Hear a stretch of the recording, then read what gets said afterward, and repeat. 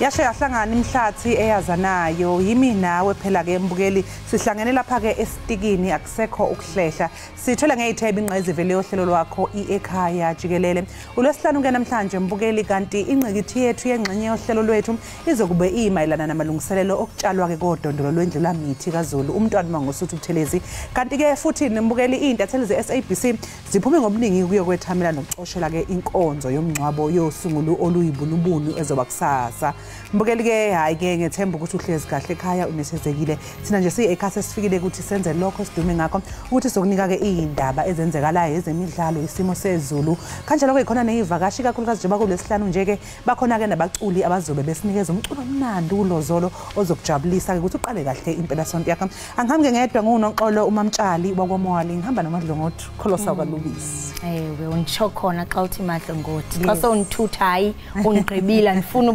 ubuya ngaphambili wena Mamtshali bambe ngazo zosibini sibulise kwembukele ekhaya ketheba lokuba nokuba ubusele unikezele kumele kuthi nje ngokusa kwanamhlanje ngokuphuma nje kwelanga lanamhlanje ubone ukuba kungenzeka kwaye kuyenzeka nokucabe lichona izolo bekungekho siqiniseko sokuba liza kuphuma namhlanje ngalomazi ke ndithi namhlanje nakuwe kungenzeka xa sijonga ke ubume benkqubo yanamhlanje sakube siniphathela indaba njengesiqhelo kodwa ke ubukhulu becala sakube sigxile kumalungiselelo okutyala komntwana uMangosuthu Buthelezi Mawukhulelwa amagaba ke singene entsimini ngaphambi kokuba siqatswe lilanga ndimlo uNokanyezi Kalubisi masisichaya iziqhuma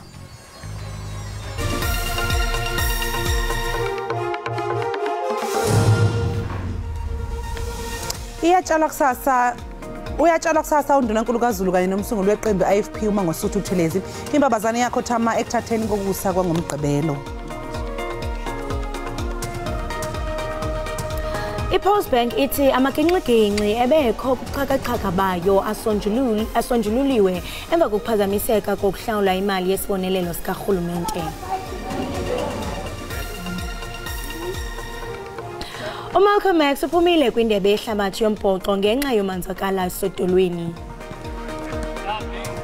njengoba sonke esiduduza amazwi enkosi uDavid umhubo laphethe uJehova umalusi wami anguswele ngiyayilalisa emadleleni ahlaza ngiyangisa ngasemanzini ukuphumula kuyisho umphefumulo wami uyangihola endleleni zokulunga ngema igama lakho noma ngihamba esigodini izethunzi lokufa angesabe okubi ngoba wena unami intonga yakho nothando lwakho yangiduduza ulungisa itafula phambi kwami ebusheni beyitha zami ucoba ikhanda lami ngamafutha indebe yami echichiwe impela kuhle nomusa yangilandela imihla yonke ukuphila kwami ngiyahlala endlini kaJehova kuze kube phakade izihlobo zami njengoba sihlale siwezwe la mazwi ngabe ngafunda kuseyiwo amafutha amakhulu athoba umphefumulo makunje Kuyatshalwa kusasa olundi enyakatho yesifundazwe iKwaZulu Natal undunankulu kaZulu umntwana uMangosuthu Buthelezi imbabazane emahaqa yazalwa ngendlela engajwayelekile njengoba phela kwaze kwangenelela umqali wendlela umprofeti uShembe osomlando bamchaze njengomuntu owayenekhono elimangalisayo ekhaliphile futhi ngisho nasesikoleni enye ke mbukele intatheli lapha eSABC ithathe isikhathi xoxa nosomlo noma ke nosungulo oluyibunubunu Usomlando umbatha ugeqa amagula ngezinto engejwayelekile ezenzeka kuzalwa umntwana okwaphinda ngene uMangosuthu Buthelezi. Wathi umntwana umagogo mayeyogana inkosi yakwaButhelezi kwanzima ukuthi athole umntwana noma ingane. Kwazi ukube bayakwenza konke ababekwenza kwazi ukube baya ekuphakameni. La afika khona bamkhulekela benza lo usiko laba balenzayo ukuze kutholakale umntwana nabanye abamlandelayo. Uthe uma ichaza kabanzi ngamagama omntwana kwangikhanyela ukuthi nembala umuntu uyawalandela amagama akhe. Kwangasethembekile lutho wahamba ngempela wakhulelwa njengokujwayelekile wamthetha umntwana wamusa ukuthi ayobusiswa kwaShembe wafika kuShembe umqalo wendlela wampha igama lokuthi uGatsha yigatsha amaZulu noma isizwe samaZulu esiyobambelela kulo abasebemetha ke ekhona ekhaya ke kwase kuthiwa ke awu amangosuthu ke lawo ngoba kuma ngosuthu lo somlando benesineke eqhulula indaba ngembabazane emahaqa Elijelo lendaba yeSABC lityelele amanye amaxhoba eziqholo-xholo kulandela ukutshaba komnye wenkokheli ezadlala indima ephambili ngelo xesha likamntwana wakwaPhindangene. Ilokishi laseMpumalanga eliqhele ngamakhilomitha ngama-60 entshonalanga nomasipala weTheku lingenye yezindawo ezaduma ngodlame lwezepolitiki ngeminyaka yama-80s kanye nama-90s. Kuqale impi phakathi kwe-ANC eyayaziwa nge-UDF ngalesa sikhathi kanye nenkatha yenkululeko. Babalelo ezinkulungwaneni ezimbili abantu abalahlekelwa imphefumulo yabo endaweni kwaba nezindawo engahambeki kuzona kwathi imindeni eminingi yasala dengwane. uKhonzeni Mpulo oneminyaka ngama-70 ubudala ukhumbula lezi yazinsuku ngathi kwenzeke izulu. Uthi babehamba ngamaqembu uma beya emsebenzini ukuze bakwazi ukuzivikela. Nalapha emva yonke lento zake sithwale emakhansela zake sithwale ama-social worker kuyasidlela nje sikhona konke wena ngoba nakho saphila kodwa sihlukumezekile bantakwethu noma singakhona. Abanye abalandeli be-IFP bathi bangathanda ukuthi kubekwe itshe lesikhumbuzo lalabo abalahlekelwa izimpilo zabo njengoba kwenziwe kwababulawa ngo-1995 eShobashobane eningizimu yesifundazwe. Ngingononhlakanipho Magwaza ezindabeni ze-SABC eMpumalanga eHammersdale. Njengokamawakawaka abantu abaxhamla imali yesibonelelo sikarhulumente bechaneke kanobom kukuphansa kwePost Bank okuhlawula imali yabo yesibonelelo sikarhulumente. iPost Bank ithi amagingxigingxi ebekho kubuxhakaxhaka bayo asonjululiwe. Urhulumente ubambe inkomfa kunye nonondaba ePitoli phezolo ukanti phezolo amalungu amathathu ebhodi yePost Bank ashile kule bhodi. Kwezinsuku zimbalwa zigqithileyo baqhokreke kanoboma bemibeli abaxhamla imali yezibonelelo zikarhulumente okukuza emva kokuba inkqubo yezobuxhakaxhaka yePost Bank iphanzile ukuhlawula bonke abantu abaxhamla imali yezibonelelo bambi balinde isithuba seyure belindele ilize. Lento eyenzekileyo ibihlaziyo inikezwa amandla amatsha uba isebenze ngendlela zangoku xa kuwelwa lo blorho yeliqondo lengezantsi kusuka kelingaphezulu iye yakhinqana apho kodwa siyavuya ke kwinsuku ezingambalwa abaphetheyo abaqashweyo o-Director General no-CEO bakwazile ukuyihlanganisa. Nje siqale ukuthi sixolise kakhulu sibathembise futhi ukuthi lokho okwenzekile sizobe lokhu siqhubeka sibhekana nokuthi singenza kanjani ukuthi lento lenhlekelele lenzekile ingaphindeki futhi. Nangona abaxhamlayo bengekahlawulwa bonke iPost Bank ithi iza kuqinisekisa ukuba akukho umuntu ushiyeka ngasemva. Do want to plead with our people to trust that those who do not have their money, which should be very few, really close to 1% of the 5.3 million beneficiaries, if anyone finds themselves still without their money, they must be ensured that they will get their money.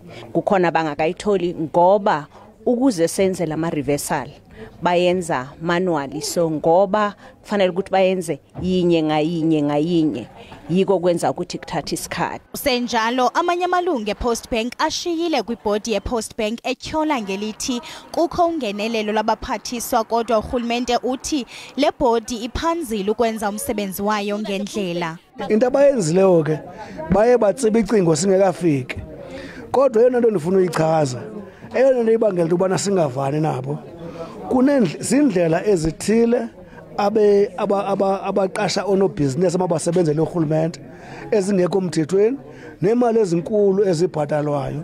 Abo basadibana nemingeni bayabongozwa ukuba baqhagamshelane nesebe lezophuhliso loluntu kunye nePost Bank ukuze bafumane uncedo.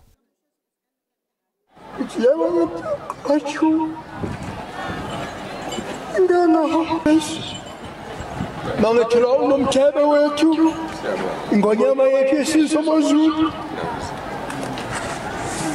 sengazi ukuthi yawa emhlabeni kushiye ushiye notabata. Enkosi ngokuhlala nathi kanti ngokumbukeli singena kwisiqendu sethu sezemidlalo. iProteas ijonge ukuqhuba nempumelelo kumdlalo wesine kweyosuku olunye neAustralia eSuperSport Park eCenturion namhlanje. Komnye ke umdlalo ekunyanzelekileyo ziwuphumelele iProteas ezisabethwa ngo-2-1 kuthotho lwemidlalo emihlanu. uMalcolm Marx uphumelele indebe yehlabathi yombhoxo ngenxa yomonzakalo sedolweni. uMax ufumene ukwenzekala kuqeqesho ngolwesithathu eToulon kwaye oko kubhengezwe njengomonzakalo wexesha elide. iBox azicebi kuthatha indawo kaMax okwangoku kodwa zibakunako ukukhweba ihuka yeStormers uJoseph Deba okuluhlu logcino. Amabhokobhoko aqobisana neRomania kunquzulwano lwePLB ngecawe. uCaptain uBongi Mbonambi uza kuqala kunombolo 2 kunye noDion Fourie ohleli kwibench njengecover. Inkampu yeSpringboks ithi uMarco Fonseca naye uziqeqeshela kwindawo yehuka. Umlilo shephey gakhothe washunqela basekhakona kohamu usungulo luyibunubunu luvijwa ngapha lishone ngalena isihlono nesikhalela amabhunu emadlebeni uze kwaso Foster bethititha isayile hleze mtakasheni kabgwazi inkunzi kadlelana ubhani idladla ngedi kobungcwepheshi kobungcweti yini leyo mageba babhilika ngawe 10 oship umhlamzi maphumulo itsha balikanduleka ababakwangwane balikandule ngesandwa laze laqephuka ngaze kuyofakaza uship umzimba utembe phansi kwalo yikile manguza ijame phezulu ngwaphuma shama fililimi eziredaba uphuzusa molo masheli wawudaka umathanzime maxhozeni kadlwa phindelela mtakashenge ngesaglesa ko sobunqumo zanqumeka izindaba gijimani yobikela bakwamashobana tilukhululu yeza luyanyelela siliphanisa nondaba ngako bayeli phanisa nophunga yenomageba ezi kuyawufa abantu kusala izibhongo okuyizona ziyawusala badabulu ibinda yona indlovu inkosi udingana kasenza ngakhona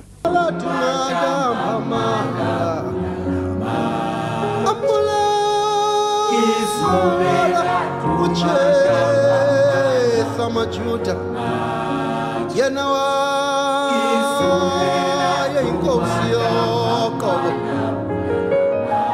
ambula wazulu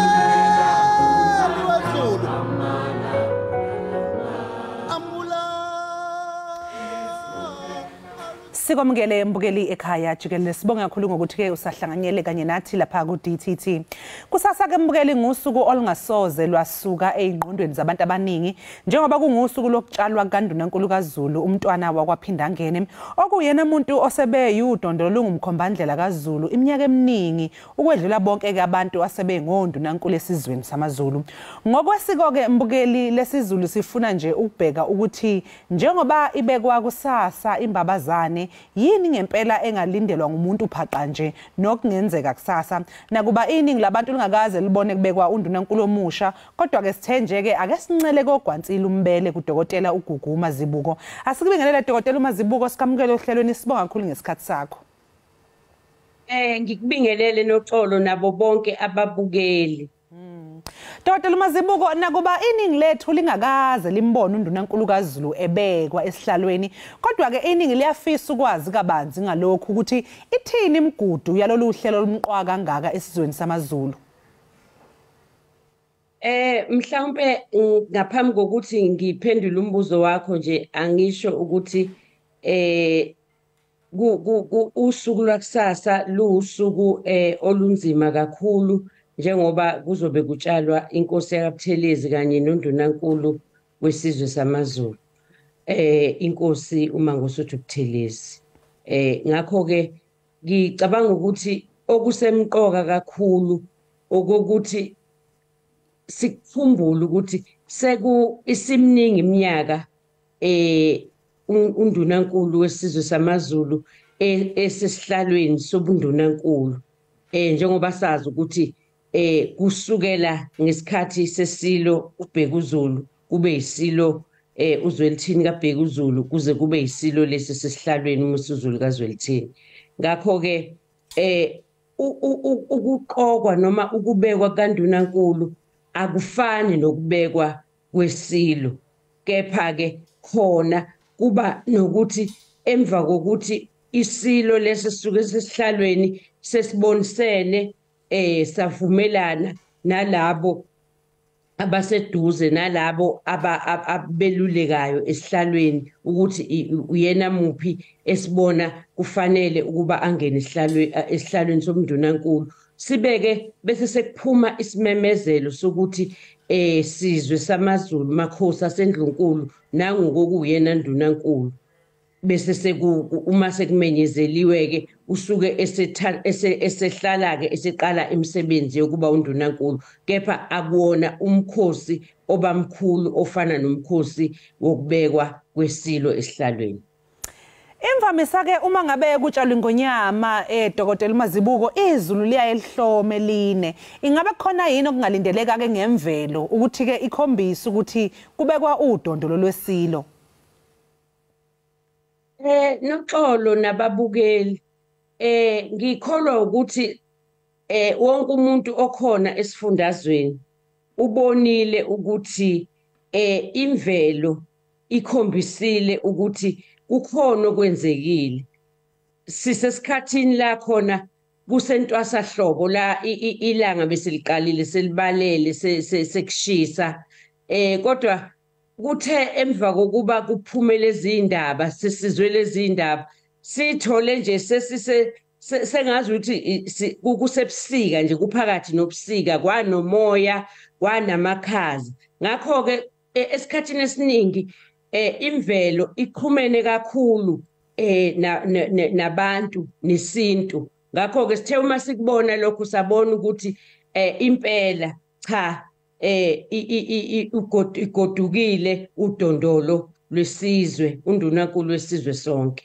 Manje Dr. Mazibuko wakwahlangana kodwa nayo ke imbabazane siqusayo nje makuthi kunjalo ingabe nje ibingumuntu onjani ngoba hayi ngiyezwa abanye bathi cha ube umuntu onamancoko. Ngenhlanhla ngase kupheleni kokuphila kwakhe emhlabeni ngiye ngaba nethuba elikhethekile lokuthi ngicele ukuba izinkulumo zakhe ngizihumushele olimini lwesiZulu. Okokuqala nje engikutholile ukuthi ube kumhlophe noma kumnyama uma kukuhle bekukuhle uma ngabe kungekuhle kungekuhle kungazi ukuthi nje ubaba wami ngisho nokukhuluma ngisho nokubonga ngisho nokuncoma kodwa nje ukuthi umuntu oqondile oqonde tonto ustrict umsebenzi uyawuhlonipha kanjalo futhi ubefisa ukuthi nomsebenzi ube seqopheleni eliphezulu ube ubaba onamancoko kakhulu obonayo ukuthi kwesinye isikhathi wenza ukuthi ungasabi uma ngabe uxhumana naye ngakho ke into engiyiphawulile ngaye uthando kakhulu lolimi lwesiZulu ngoba izinkulumo zakhe bezithi ibhalwe ngesilungu kodwa ubethu uma ngabe sezethula afisa ukuthi zethulwe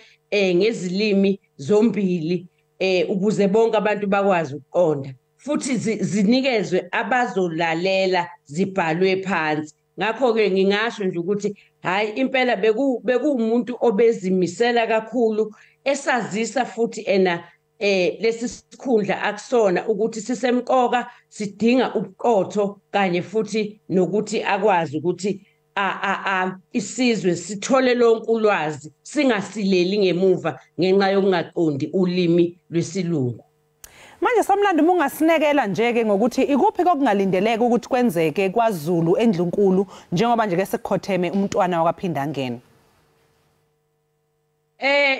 Nakuba isikhundla sobundunankulu kungesona isikhundla esingaphansi komthetho olawula ezobuholi bomdabu kepha ke esikulindele njengamanje ukuthi isilo sizomemezela maduzane ukuthi ubani ozongena esihlalweni sobundunankulu kubalekile ke futhi ukuthi njengoba kuyisihlalo esikhulu kakhulu lesi ngoba phela isilo isona sokuqala isona esisesihlalweni bese kuthi ngasesandleni saso sokudla silekelelwe undunankulu. Njengamanje akukho umuntu okuyena odlulisa imiyalezo esizweni, akukho umuntu okuyena oxhumana namakhosi asendlunkulu, akukho umuntu okuyena oxhumana namabutho.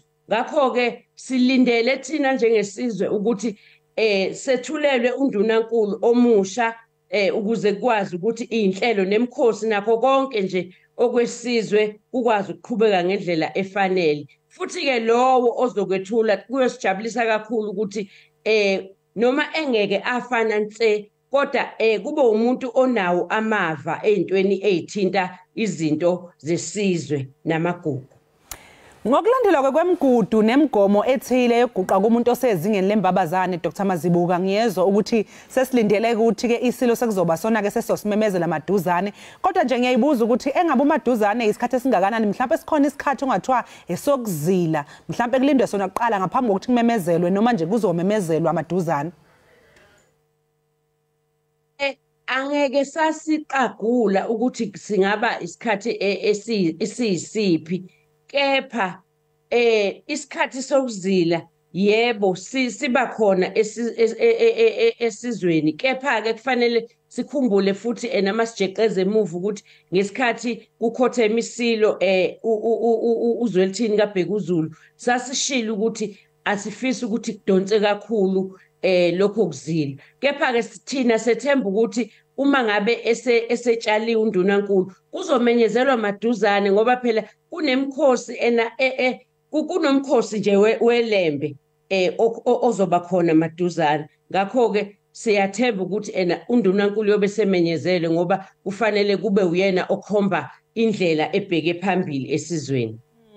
Dr Mazibuko sasiphetha nje bengisacela nje ufundise nombukeli osekhaya ngoba baningi ke abanganalo ulwazi ikakhulukazi ngodaba lokuthi indlulamithi umisuzulu kaZulu ahambele ukutshalwa mangenza nje isibonelo abanye bayabuza ukuthi kungane bengekho ku memorial service uzoya emncwabeni ngoba bengenalo ulwazi lokuthi isiko lihamba kanjani la kwaZulu ukuthi indlulamithi noma inkosi iyakwazi yini ukuthi ihambele ukutshalwa ingakwazi ukuthi ihambele ukutshalwa kwembabazane noma nje ihambele imncwabo.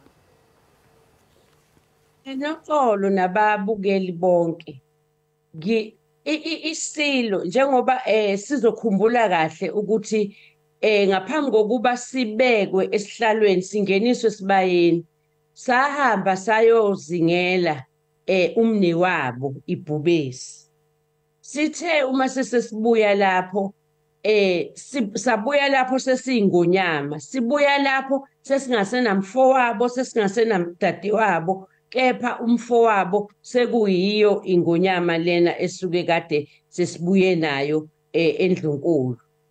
Lokho ke kunezigaba eziningi okungukuthi isilo asikwazi ukuthi siyotshala noma sibe khona kunoma imuphi umncwabo ngisho umncwabo othinta ingane yaso qobo asikwazi kuba ingcenye yayo.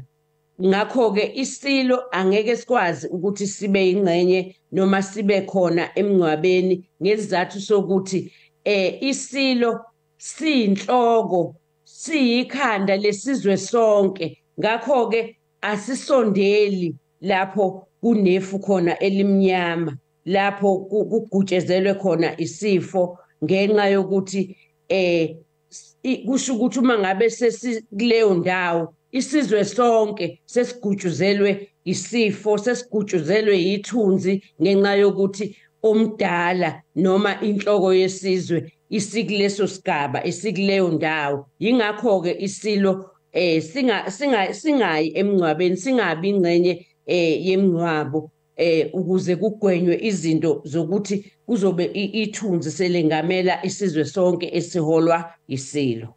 Sibonge kakhulu ke Dr. Mazibuko ngalolo lwazi nokuthi nje usifunze sithekele kuwe sihlale sazi ukuthi kwenzakalani ngoba seziningi izinkulumo ubone ukuthi ke abantu abanalo ulwazi asebe kufuna ukuyifikela bona kwawaba ama conclusions ukuthi kungani indlula mithi ingabonakala ukuthi cha isintu lesi inkosi nje ayilinge ithamele ukutshalwa noma ihambele imncabo. Sibonga kakhulu ngesikhathi sakho Dr. Mazibuko sikufisele njenge nosuku oluhle.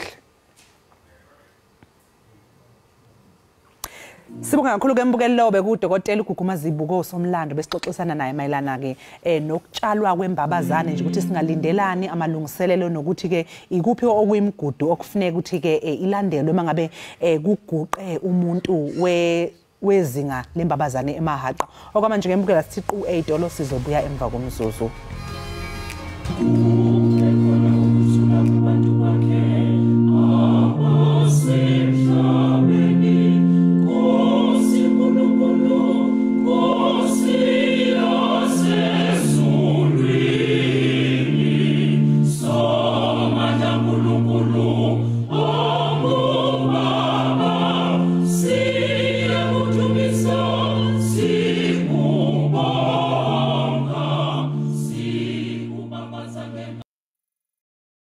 Khothe washungela basekhona kohamu usungulo luyibunubungu luvijwa ngapha lishone ngalena isihlono nesikhalela amabhune emadlebeni uze kwaso fosta bethititha isayile hleze emtakasheni kabgwazi inkunzi gadlelana ubhani idladla ngedi ngobungcwepheshi komncwedi yini leyo mageba babhilika ngawe 10 oshifu umhlamzi maphumulo itsha balikanduleka ababakwangwane balikanduleke ngesandwa laze laqephuka ngaze kuyofakaza ushipha umzimba utembe phansi kwalo yikile manguza ijame phezulu ngwaphuma shama fililimi eziredaba uphuzusa molo masheli wawudaka umathanzime emaxhozeni kadlwa phindelela mntakashenge ngesaglesa ko sobunqumo zanqumeka izindaba gijimani yobikela bakwamashobana tilukhululu yeza luyanyelela silifanisa nondaba ngako bayeli fanisa nophunga yeno mageba kuyawufa abantu kusala isibhongo okuyizona ziyawusale badabulu ibindawo nendlovu inkosi udingana kasenza ngakhona. Enkosi ngokuhlala nathi nisasibukele kaloku apha ekhaya jikelele kwinkqubo-ndaba eqaqambisa ulwimi lwemveli. Kanti ngokumbukeli singena kwisiqendu sethu sezemidlalo. Umphathisi wezemidlalo ubugcisa nenkcubeko umnomzana Zizikodwa uthi kudingeka uMzantsi Afrika uzibeke kwinqwanqwa eliphezulu ukhuphisane nompondo zihlanjiwe kwihlabathi. Ebethetha ke kumsitho banjwe iintsuku ezimbini ozinyaswe imibutho engaphaya kwama-30 ujolise ekuzeni nemigaqo yezemidlalo kwizikolo zeli. Isebe lezemidlalo limeme inhlaninge yababandakanyekayo kwezemidlalo nezemfundo ukunceda kuvelisa ezemidlalo ezikolweni. Injongo yalomsitho kukuzingela italente kwinhlobo zemidlalo ezikolweni. Uzinyaswe ngabafundisi ntsapho osaziwayo namagala kwezemidlalo, imibutho yezemidlalo necandelo lezoshishino. Umenywe nezithethi zamazwe ukwabelana ngamava wazo ukuvelisa inkqubo ezingokuxhonxa abadlali ezikolweni. When we had conceptualized this meeting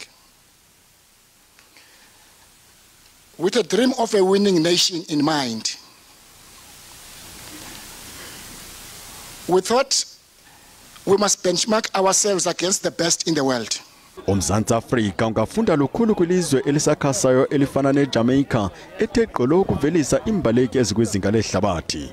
From your 7 years old, you are in schools, and we have a school sports program. At every level, there is sports. Injongo kuqwalasela inkqubo ekhoyo yezemidlalo ezikolweni kweli kuphawulwe nabathathi nxaxheba. We simply have to form a school sports structure, we simply have to form school leagues, and we simply have to create a linkage between the federations and schools in order for this to succeed. Ibhola ekhatywayo, ibhola yomnyazi okubaleka zezona ziphambili kuninzi lwezikolo zeli loMzantsi Afrika. Look, where development starts, it's at schools. If somebody doesn't have that in their mind, I think they're having it wrong. We should actually be inputting the best coaches at school level. Kusenjalo mbukeli xa sijonga kwimidlalo yelempeleveki masiqale ke nge-DStv Premiership. Namhlanje ke umdlalo omnye qwaba ngophakathi kweMorocco Swallows neRichards Bay. Emva kwecala ke ngentsimbi yesixhenxe ngokuhlwa. Ngomgqibelo ke kukho imidlalo emibini owokuqala uphakathi kweGolden Arrows neStellenbosch. ze omnye ke ube phakathi kweKaizer Chiefs nayo kaloku iRoyal AM ngecala emva kwentsimbi yesihlanu ngenjikalanga. Ngecawe ke mnye umdlalo phakathi kwaMaZulu neCape Town City ngecala emva kwentsimbi yesihlanu. Ngokumbukeli masijonge imidlalo ye-English Premier League. Akukho mdlalo namhlanje, imidlalo ke iqala ngomso nalapho kuzobe kukho imidlalo esixhenxe neyile ilandelayo.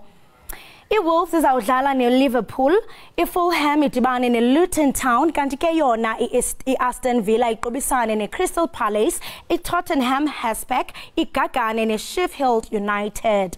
Kanti ke yona iManchester United ibambane neBrighton, iWest Ham ingquzulane neManchester City, ze ke yona iNewcastle ijijisane neBrentford. Ngecawe ke mibini imidlalo, iBournemouth idlale neChelsea ze iEverton idlale neArsenal. Asijonga ke mbukeli imidlalo yendebe yehlabathi yombhoxo, mine imidlalo yanamhlanje.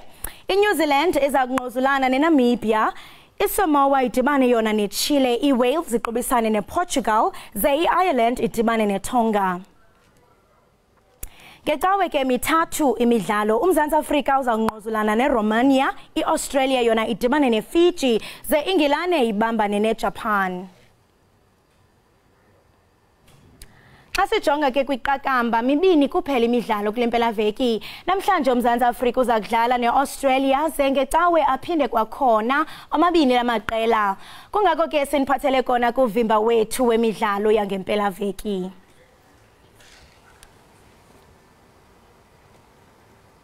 Sibonga ukukholosa ngokuthi asazise ukuthi kulindelekani ke kule weekend mangabe sikhuluma ngeindaba zezemidlalo. Okwamanje ke mbukela ke sisiqu ezitolo. Wembukele ake ngithi nje ukuthi ngikuhlebela indaba ezimnandi. Uyazi lapha e-studio kethi ngoba kulesihlanu namhlanje sikuphathela umculo omnandi. Ukhona uKhuzani uzobe shaya ingoma zakhe ezimnandi. Uyazi ngikuphathele noba angeke uzukholwe. Ngiphethe neSoul Brothers la ekhaya jikelele. Ungalingeke uphuthelwe hlala kanjalo nethezeke kusekhaya kanti futhi ulesihlanu.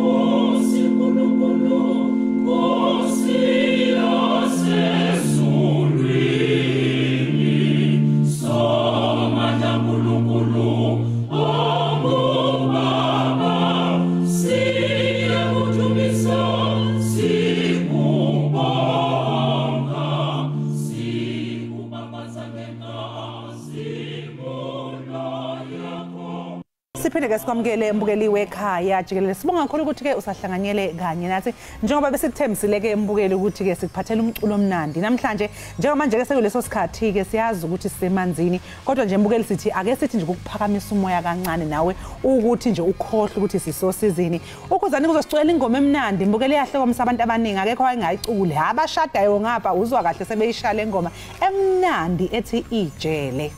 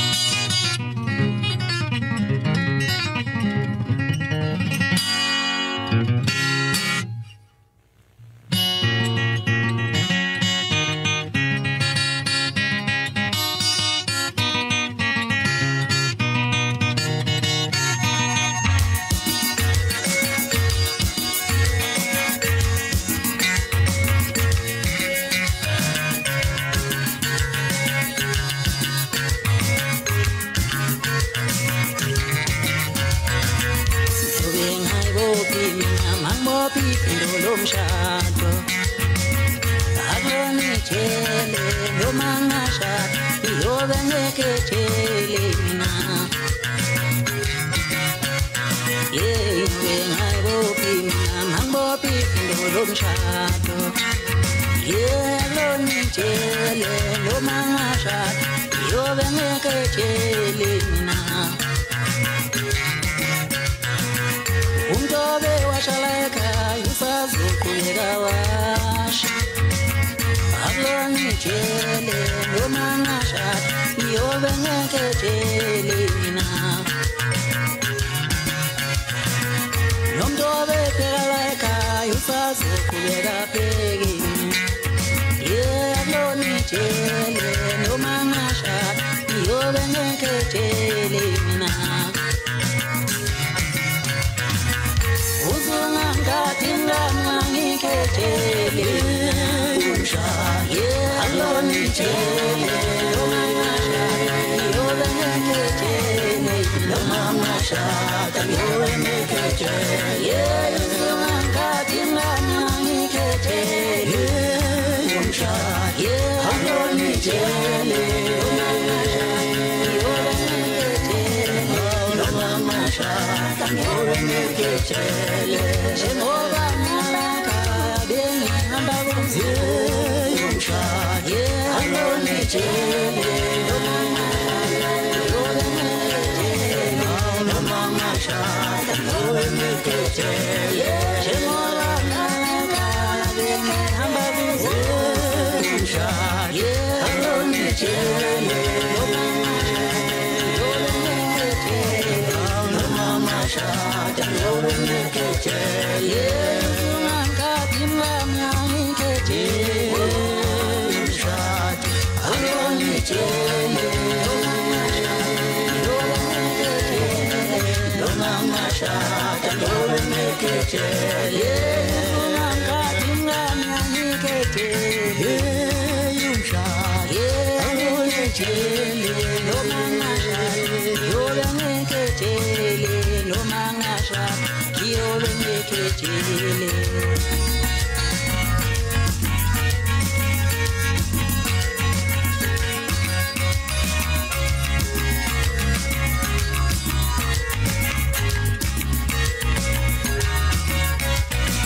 umshado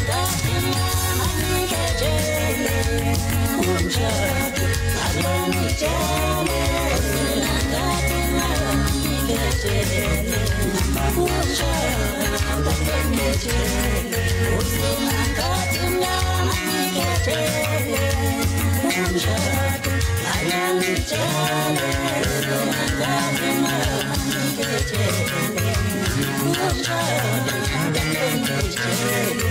We'll